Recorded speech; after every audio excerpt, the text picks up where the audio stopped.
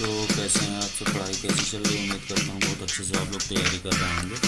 चलिए, तो आज का जो वीडियो हमारा हिस्ट्री से संबंधित है। हिस्ट्री कुछ मोस्ट इंपॉर्टेंट क्वेश्चन है जो मैं आज आपको देने जा रहा हूँ, जो कि सभी एग्जाम्स में बहुत उपयोगी होंगे। देखिए, पहला क्वेश्चन कह रहा है कि अखिल भारतीय किसान सभा के प्रथम अध्यक्ष कौन थे? ठीक है, अखिल भारतीय किसान सभा, ये मोस्ट इंपॉर्टेंट क्वेश्चन है, कई बार पेपर में आ चुका है। तो इसके जो प्रथम अध्यक्ष थे वो थे स्वामी सहजानंद सरस्वती। कौन थे? स्वामी सहजानंद सरस्वती। दूसरा क्वेश्चन देखिए, कह रहा है कांग्रेस समाजवादी पार्टी की स्थापना किसने की थी? ये क्वेश्चन लोअर पीसीएस तथा आरओ वगैरह में पूछा जा चुका है, और अब इसकी संभावना जो है लेखपाल या फिर रेलवे या फिर अदर एग्जाम में आने की संभावना है। तो देखिए, कह रहा है कांग्रेस समाजवादी पार्टी की स्थापना किसने की थी? तो इसके जो संस्थापक थे जयप्रकाश नारायण भी थे, आचार्य नरेंद्र देव, मीनू मसानी, ये सब थे। तो ये चौथा वाला ऑप्शन सही हो जाएगा इन सभी ने। अगला क्वेश्चन है भारतीय कम्युनिस्ट पार्टी की स्थापना कब हुई थी? अगर आप लोगों ने तैयारी की है, पढ़ाई की है, तो ये क्वेश्चन आपको मुझे कमेंट बॉक्स में लिख करके बताना है कि इसका सही आंसर क्या होगा। निम्न में से किस अधिनियम के द्वारा प्रांतों में द्वैध शासन की व्यवस्था लागू की गई थी? ठीक है, तो ये जो अधिनियम है वो 1919 का अधिनियम था। ये अगर आपने वीडियो मेरा नहीं देखा संविधान वाला तो उसे अच्छे से देखना, सारे एक्ट अधिनियम वाले वीडियो पड़े हैं वहाँ पर। तो वहाँ जब अगर आप लोग ये चीज़ पढ़ेंगे तो बहुत अच्छे से क्लियर हो जाएंगे, ऐसे क्वेश्चन बिल्कुल गलत नहीं होंगे। अगला क्वेश्चन देखिए, क्रिप्स प्रस्तावों के बारे में किसने कहा था? ये आगे की तारीख का चेक है, यानी पोस्ट डेटेड चेक किसने कहा था? तो ये महात्मा गांधी ने कहा था। अगला क्वेश्चन देखिए, करो या मरो का नारा, करो या मरो का मंत्र यानी नारा किसने दिया था? तो ये भारत छोड़ो आंदोलन के समय जो है महात्मा गांधी ने कहा था। अगला है भारत छोड़ो आंदोलन कब प्रारंभ हुआ था? तो ये जो है 9 अगस्त 1942। बहुत अच्छे से याद कर लेना, ये डेट आती है अक्सर 9 अगस्त 1942। नेक्स्ट, आज़ाद हिंद फौज के संस्थापक कौन थे? तो संस्थापक पूछ रहा है, तो आज़ाद हिंद फौज के संस्थापक कैप्टन मोहन सिंह थे। नेक्स्ट, सुभाष चंद्र बोस ने आज़ाद हिंद सरकार की स्थापना कहाँ की थी? तो ये स्थापना की थी सिंगापुर में। नेक्स्ट, निम्नलिखित में से किस आयोग या योजना के आधार पर भारत पाकिस्तान का विभाजन हुआ था? तो भारत पाकिस्तान का जो विभाजन हुआ था वो माउंटबेटन योजना के आधार पर हुआ था। अगला क्वेश्चन कह रहा है कि भारत कब स्वतंत्र हुआ? ये सभी को पता है, बताने की आवश्यकता ही नहीं है। नेक्स्ट देखिए, स्वतंत्र भारत के प्रथम गवर्नर जनरल कौन थे? स्वतंत्र भारत के प्रथम गवर्नर जनरल कौन थे? तो स्वतंत्र भारत के जो थे वो थे लॉर्ड माउंटबेटन। स्वतंत्र भारत के प्रथम भारतीय गवर्नर जनरल, ये मोस्ट इंपॉर्टेंट है, सी राजगोपालाचारी थे। अगला क्वेश्चन देखिए, 19वीं शताब्दी के दौरान होने वाले बहावी आंदोलन का मुख्य केंद्र क्या था? ये अक्सर आता है बहावी आंदोलन, इसका मुख्य केंद्र था पटना। ठीक है, क्या था? पटना यानी बिहार। अगला क्वेश्चन देखिए, मृद भांड भूगर्भीय एवं पुरातात्विक वर्गीकरण के महत्वपूर्ण साधन है, क्योंकि ये क्वेश्चन मोस्ट इम्पोर्टेंट है। कह रहा है कि मृद भांडों की सहायता से विभिन्न संस्कृतियों की पहचान की गई है, यानी इनसे जो है संस्कृतियों के बारे में और जाना गया है। संगम काल की प्रमुख 3 शक्तियाँ चोल, चेर और पांड्य के मध्य संघर्ष का मुख्य कारण क्या था? तो इनका जो मुख्य कारण वो था उपजाऊ नदी तट वाले भूभाग पर नियंत्रण की आकांक्षा को लेकर के इनमें आपस में वो था। नेक्स्ट देखिए, सैंधव सभ्यता की नगर निर्माण योजना के संबंध में निम्नलिखित में से कौन सा कथन असत्य है? कह रहा है कौन सा कथन असत्य है, तो इसका ठीक से आप पढ़ते जाइए। और यहाँ चौथा वाला देखिए, कह रहा है कि खिड़कियाँ मुख्य सड़कों की ओर खुलती थी। बस खाली अगर इसे देखा जाए तो सिंधु घाटी सभ्यता की एक मुख्य पहचान ये थी कि जो खिड़कियाँ थीं वो सड़कों की तरफ ना खुल करके पीछे की तरफ खुलती थी। निम्नलिखित में से कौन सा महात्मा बुद्ध के उपदेशों का सार नहीं है? तो सार इसमें से जो है ये पहला वाला नहीं है। अच्छे जीवन के लिए इच्छा एवं भोग विलास का परित्याग आवश्यक नहीं है, बाकी सभी हैं। नेक्स्ट क्वेश्चन देखिए, स्थान बोध, मानवीय क्रिया, भौतिक परिस्थिति को निम्नलिखित में से किस विषय पाठ्य को प्राथमिकता दी जाती है? तो ये जो सारी चीज़ें हैं ये कौन से सब्जेक्ट के अंतर्गत आती हैं? तो ये भूगोल के अंतर्गत आती हैं। नेक्स्ट, सामाजिक विज्ञान के महत्वपूर्ण विषय इतिहास की पाठ्य वस्तु के अंतर्गत निम्नलिखित में से किसे शामिल किया जाना चाहिए? तो कौन सी चीज़ें शामिल होनी चाहिए? सामाजिक विकास, सांस्कृतिक विकास, अतीत की घटनाएं। तो इतिहास में सब कुछ होता है, सामाजिक, सांस्कृतिक, अतीत, ये सब कुछ होता है। अगला देखिए कह रहा है निम्नलिखित का मिलान कीजिए। ठीक है, सूची फर्स्ट को सूची सेकंड से मिलाना है। कह रहा है खजुराहो के मंदिर इनको किसने बनवाया था? माउंट आबू का दिलवाड़ा जैन मंदिर, पुरी का जगन्नाथ विट्ठल स्वामी मंदिर। ठीक है, तो इसका जो सही ऑप्शन होगा वो है डी वाला। ठीक है, ये वाला चौथा वाला, ये डी वाला जो है सही इसका आंसर हो जाएगा। इसे चलिए मिलवा देता हूँ। कह रहा है पहला कह रहा है खजुराहो के मंदिर। तो खजुराहो के मंदिर मध्य प्रदेश में है। ठीक है, छतरपुर ज़िले में, और इनका निर्माण चंदेलों के द्वारा किया गया था, यानी दूसरा वाला पहले का जो है दूसरा हो जाएगा। खजुराहो के मंदिर चंदेल शासकों ने बनवाया था। फिर है माउंट आबू का दिलवाड़ा मंदिर जो है ये चालुक्य वंशियों ने बनवाया था। फिर तीसरा है पुरी का जगन्नाथ मंदिर। पुरी का जो जगन्नाथ मंदिर है वो अनंत वर्मन गंग वंश ने बनवाया था। और विट्ठल स्वामी का मंदिर बनवाया था विजयनगर के शासक। ठीक है, तो इस तरीके से इसका चौथा वाला ऑप्शन सही हो जाएगा। नेक्स्ट देखिए निम्नलिखित का फिर से वही है, मिलान कीजिए। और इधर मंदिर है, ठीक है, और इधर स्थान है कि कौन सा मंदिर कहाँ पे है।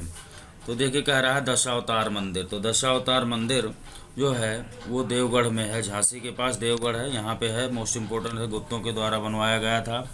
फिर है कंदरिया महादेव का मंदिर। तो कंदरिया महादेव का मंदिर ये खजुराहो में है, मध्य प्रदेश में, मोस्ट इम्पोर्टेंट है।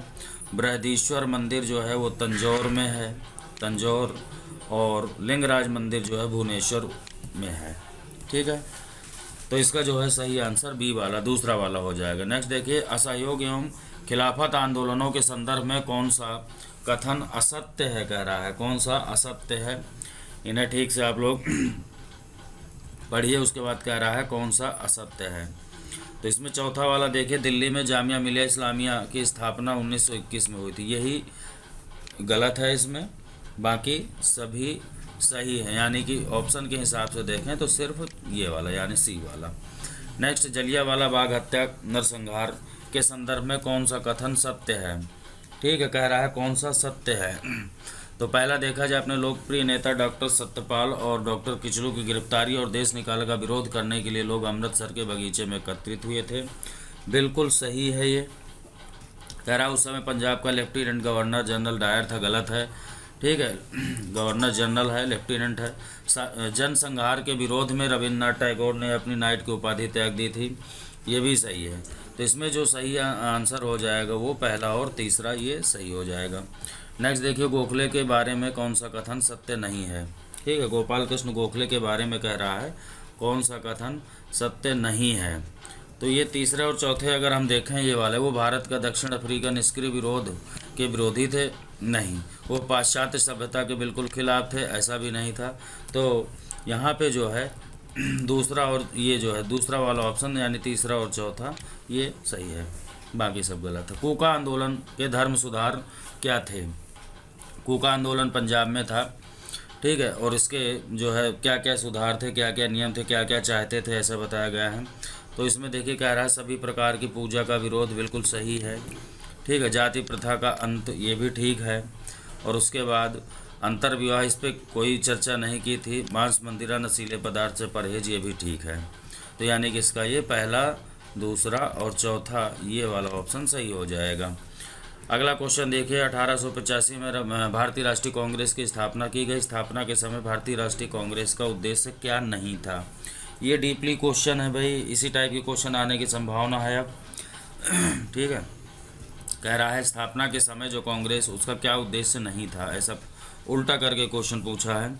तो इसमें देखिए जो कह रहा है पहला ऑप्शन देखें हम कि अंग्रेज़ों से पूर्ण स्वतंत्रता प्राप्त करना, यही लक्ष्य नहीं था उस समय स्टार्टिंग में, बाकी सारी चीज़ें सही थी। कह रहा है इनमें से स्वामी विवेकानंद के बारे में कौन से कथन सत्य हैं? ठीक है, सत्य पूछ रहा है। इन्होंने अपने गुरु के वेदांत सार्वभौमिक संदेह को फैलाया और उन्हें इस प्रकार प्रस्तुत किया कि समकालिक भारतीय समाज के लिए उपयुक्त हों। उन्होंने सामाजिक कार्यों पर जोर दिया जिसके बिना संसार में ज्ञान बेकार है, बिल्कुल सही है। उन्होंने सभी धर्मों में जरूरी एकता की घोषणा की। उन्होंने वेदांतों को पूर्णतः विवेकशील पद्धति बताया। ठीक है। तो ये टोटल जो है ये सभी के सभी थे, यानी चौथा वाला ऑप्शन सही हो जाएगा। नेक्स्ट देखिए कौन कौन से कथन राम मोहन राय के बारे में असत्य है। ठीक है, राजा राम मोहन राय के बारे में कह रहा है असत्य है। तो पहला अगर हम देखें तो ईसाइयत पर उनकी किताब में जीसस के नैतिक और आध्यात्मिक मर्यादा और चमत्कार की बातें हैं। तीसरा वाला देखें, अपनी ब्रह्म समाज की सभा में उन्होंने ब्राह्मणों के साथ साथ अन्य जाति के लोगों को भी वेद पढ़ने की अनुमति दी।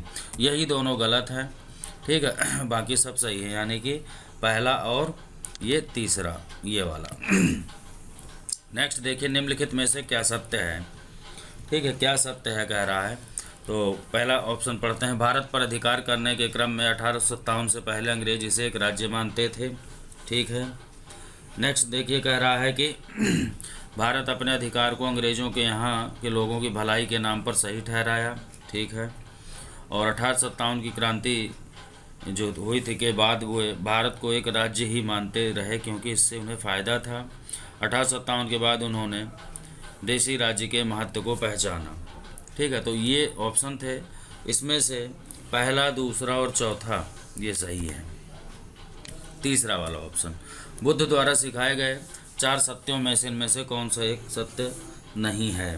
ठीक है, तो दुख संसार दुख से भरा हुआ है, इच्छाएं सारे दुखों के कारण हैं, यदि इच्छाओं पर विजय पाले तो दुख दूर हो सकते, यही गलत है, बाकी सारे सही हैं।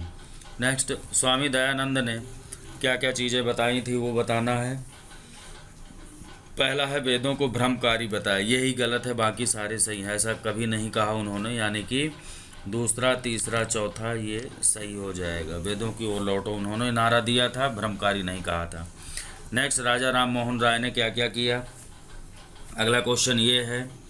ठीक है, पहला है सती के विरुद्ध जनमत जुटाना और अंग्रेजों द्वारा इसे समाप्त करवाना, बिल्कुल सही है। दूसरा है औरतों को इसके अधिकार और वंशानुगत और संपत्ति के बारे में जागरूक करना। पुरुषों के अनेक विवाह पर रोक और विधवाओं की स्थिति में गिरावट पर रोक, ये गलत है। संस्कृत के माध्यम से पारंपरिक शिक्षा के फैलाव के लिए लड़ना, ये भी ठीक है, यानी पहला, दूसरा, इसमें जो है क्या क्या किया, इसमें तीसरा वाला ये हो जाएगा, पहला, दूसरा और तीसरा ये सही है, बाकी गलत है। नेक्स्ट देखिए, इनमें से अशोक स्तंभों के बारे में कौन से कथन सत्य हैं।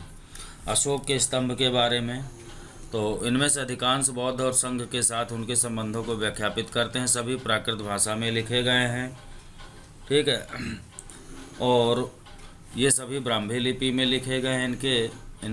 इनके साक्ष्य अनेक साहित्यिक स्रोतों को प्रमाणित किए जा चुके हैं। ठीक है, तो ये जो है सभी सही हैं, कुछ प्राकृत में भी हैं, कुछ उसमें भी हैं, सब तरीके के हैं। नेक्स्ट देखिए, महमूद गजनवी, मोहम्मद गजनी या महमूद गजनवी के बारे में कौन सा कथन सत्य है। ठीक है, कह रहा है इसने कुल 19 बार भारत पर आक्रमण किया, गलत है, 17 बार किया था। उसका अंतिम आक्रमण भारत के गुजरात के सोमनाथ पर, ये भी ठीक है। उसने भारत पर अपने आक्रमण के बदले कभी भी किसी आपत्ति या पलटवार का सामना नहीं किया। वह हिंद की लड़ाई में उसने पृथ्वीराज चौहान को हराया। ठीक है, तो ये जो है